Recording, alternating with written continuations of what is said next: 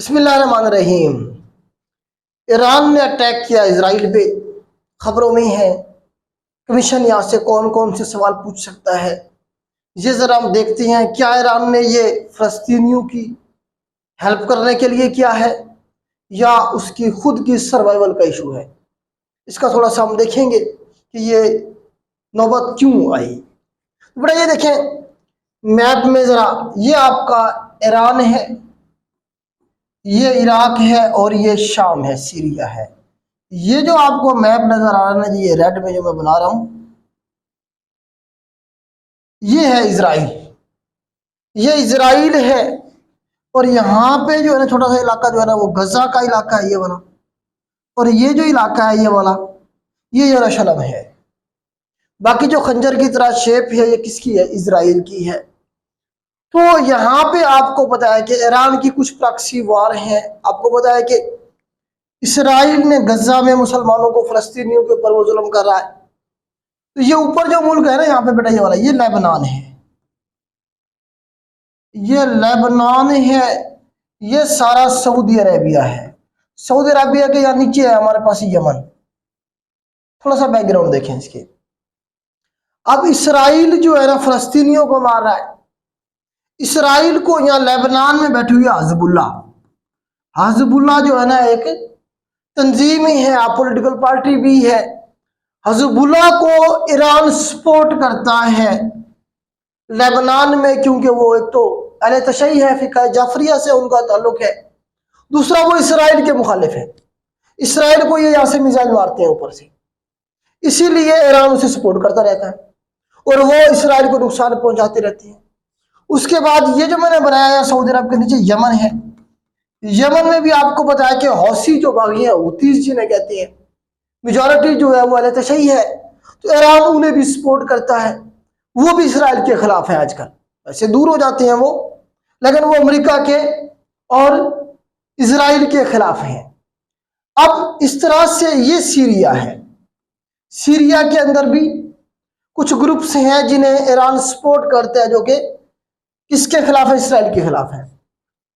ये सीरिया का कैपिटल है दमास्कस, जिससे हम दमिश्क कहते हैं। दमिश्क जो है कैपिटल है शाम का। तो 1 अप्रैल 2024 की बात है। तो इसराइल ने दमिश्क में जो ईरान का कौंसल खाना था उस पर अटैक कर दिया। कब की बात है? 1 अप्रैल की बात है। 7 के करीब लोग जो थे उसमें शहीद हुए। अब किसी भी मुल्क के कौंसल खाने पे हमले करने का मतलब यह है कि उस मुल्क पे हमला करना डायरेक्टली। ईरान इन्हें सपोर्ट करता है इनडायरेक्टली, प्रॉक्सी वॉर की शक्ल में। वो खुद लड़ रहे हैं इसके खिलाफ है, ईरान उन्हें थोड़ी सी सपोर्ट कर देता है। बात समझ रहे हैं? यहाँ गजा है तो गजा में आपको पता है हमास लड़ रही है इसके खिलाफ, इसराइल के खिलाफ। तो ईरान हमास को भी सपोर्ट करता है। हालांकि हमास के जो लोग हैं वो सुन्नी फिरके से उनका ताल्लुक है, लेकिन क्योंकि वो इसराइल के खिलाफ है तो इसीलिए ईरान उन्हें भी सपोर्ट करता है। तो ईरान के ऊपर गुस्सा था किसे? इसराइल को। वो उन्होंने क्या किया, बजाय यहां हिट करने के उन्होंने दमिश्क में जो इनका कौंसल खाना था उसके ऊपर अटैक करके 7 लोगों को शहीद कर दिया। कब की बात है? 1 अप्रैल की बात है। अब किसी मुल्क के कौंसल खाने पे हमला करने का मतलब ये उस मुल्क पे हमला करना। तो यूएनओ का जो चार्टर है उसका आर्टिकल 51 ये इजाजत देता है कि अगर किसी मुल्क के कौंसल खाने पे हमला किया जाएगा तो आर्टिकल 1 के मुताबिक वो मुल्क अपने दिफा में वापस रिटेलिएट कर सकता है, उस पर हमला कर सकता है। तो ईरान ने प्लान किया, ईरान ने कहा हम जवाब देंगे। हमारे पर अटैक किया इसराइल ने डायरेक्टली। हमने तो इसराइल के किसी इलाके पर डायरेक्टली हमला नहीं किया था। तो इसने क्या किया, यूएनओ का आर्टिकल जो 51 है उसकी खिलाफ वर्जी की है और उसी आर्टिकल के मुताबिक हम क्या करेंगे, जवाब देंगे। दरमियान में ईद आ गई। ईद के बाद ईरान ने प्लान किया और कल रात 14 अप्रैल को, कब की बात है ये? 14 अप्रैल की बात है। तो इन्होंने क्या किया जी, ईरान ने तकरीबन 200 के करीब यहाँ से ड्रोन भेजे, कुछ मिसाइल भेजे। तो ये सारा जो एरिया था क्रॉस करके पहुंचे कहां तक? इसराइल तक। अब लंबा एक फासला था तय करके जाना। तो तब तक इनका जो डिफेंस सिस्टम था वो भी एक्टिव हो गया, खबर फैल गई हर जगह पे। वैसे भी वो जो है ना पहले से कॉन्शियस थे इसराइल वाले कि किसी वक्त भी हमला हो सकता है। तो इसीलिए उन्होंने क्या किया, मैक्सिमम जो ड्रोन थे या मिसाइल जो थे उनके एयर डिफेंस सिस्टम ने क्या किया, उन्हें हवा में ही डिस्ट्रॉय कर दिया। लेकिन चंद एक मिसाइल जाके गिरे हैं इसराइल की सरजमीन पे।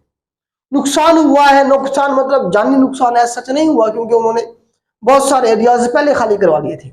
वैसे भी जब यहाँ से ड्रोन और मिसाइल चलेंगे तब तक बहुत सारा टाइम है इलाके खाली करवाने के लिए। वैसे भी जो इसराइल था वो अलर्ट था, उन्होंने अपने जो कौंसल खाने थे तकरीबन इधर सारे बंद कर दिए थे, उनकी आर्मी भी मतलब हाई अलर्ट थी। तो इस तरह से जो अटैक प्लान किया ईरान ने यहाँ से किया, और इसराइल का मेरे ख्याल से इन्होंने डिफेंस सिस्टम शायद चेक करना था कितना मौसर है। तो इस तरह से कुछ जो मिसाइल थे उनके डिफेंस सिस्टम को तोड़ के इसराइल में जाके गिरे हैं। तो ये इस वक्त की करंट सिचुएशन है। अब हुआ ये कि ईरान पे हमला हुआ था, ईरान ने कानून के मुताबिक आर्टिकल 51 के मुताबिक रिएक्शन दिया है। मतलब ऑफिशियली आप कह सकते हैं कि एक लीगल मतलब उन्होंने अपना उनका जो हक था वो उसे इस्तेमाल किया रिटेलिएशन का।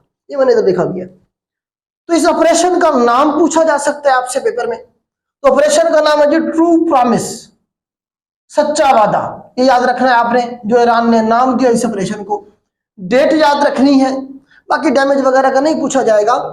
तो इसमें हाँ मिसाइल के शायद जो है ना टेक्नोलॉजी के बारे में शायद पूछा जाए, तो वो भी उसके बारे में भी कोई ऐसा इंफॉर्मेशन या खबर अभी तक बाहर नहीं आई है। अब उम्मीद ये की जा रही है कि ये मामला ये रुक जाएगा, क्योंकि डायरेक्टली जब एक दूसरे के ऊपर मुल्क हमला करेंगे तो ये पूरे का पूरा जो मिडल ईस्ट है ये डिस्टर्ब हो जाएगा। ये ना ईरान के हक में है ना इसराइल के हक में है। तो ईरान की भी फेस सेविंग हो जाएगी कि जी हमने देखे वापस हमला किया, क्योंकि जो स्ट्रीट पावर है, जो लोग हैं ईरान के, वो चाह रहे थे कि ईरान जवाब दे।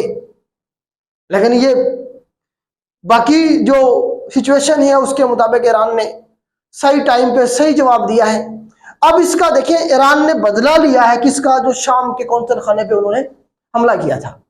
ये इसलिए नहीं किया गया, सवाल पूछा जाता है क्यों किया इसने, तो इसने जो दमिश्क में इनके कौंसल खाने को उड़ाया गया इसराइल की तरफ से, उसका बदला लिया है। और समझ रहे, बाकी फलस्तीनी जो है वो अपनी जिद्दोजहद जो कर रहे हैं, जो मामला अंदर अंदर चल रहे थे, तो इस तरह से वो चलते रहेंगे और अपनी स्ट्रगल उन्हें खुद करनी पड़ेगी। अमेरिका भी अब कुछ पीछे हटा है, क्योंकि इस रीजन के अंदर ईरान और इसमें अगर इसराइल में ये जंग शुरू हो जाती है तो तेल की कीमतें पूरी दुनिया में हाई हो जाएंगी, और हमारी जो इकोनॉमी पहले ही जो लरज रही है इसका बड़ा गर्क हो जाएगा तेल की कीमत जैसे आप होंगे। तो इसीलिए इस रीजन को नॉर्मल रखना भी अमेरिका की भी जरूरत है। ईरान ने तो मुश्किल टाइम में सरवाइव कर लिया है, और क्या उनके ऊपर मजीद पाबंदियां लगाएंगे। ऑलरेडी ईरान पे सारी पाबंदियां जो लग सकती थी लगी हुई हैं, ठीक हो गया, तेल उनके पास है, वो उसे बेच रहे हैं और इस्तेमाल कर रहे हैं। तो ये इस वक्त की करंट सिचुएशन है यहाँ ईरान की। अब इसराइल भी कह रहा है जी मैं भी हमला करूंगा, लेकिन मेरे ख्याल से नहीं करेगा, क्योंकि जो फेस सेविंग चाहिए थी इसराइल को भी, चलो जी हमने किया था आप भी कर लें। तो इस तरह से जो है ना जी ईरान ने भी कर लिया मामला, तो उम्मीद है कि ये ठीक हो जाएंगे, क्योंकि जंग किसी भी मसले का हल नहीं होती, जंग कभी भी किसी मसले का हल नहीं है। लेकिन जब जंग मुसल्लत कर दी जाए तो लड़नी पड़ेगी। तो ईरान के ऊपर जंग मुसल्लत की जा रही है इस रीजन के अंदर इसराइल की तरफ से। तो ये बेटा इस वक्त की करंट सिचुएशन है। मजीद कोई अपडेट आती है तो इंशाल्लाह मैं आपको जो है ना जरूर अपडेट करूंगा। आज के लिए इतना ही, अल्लाह हाफिज़।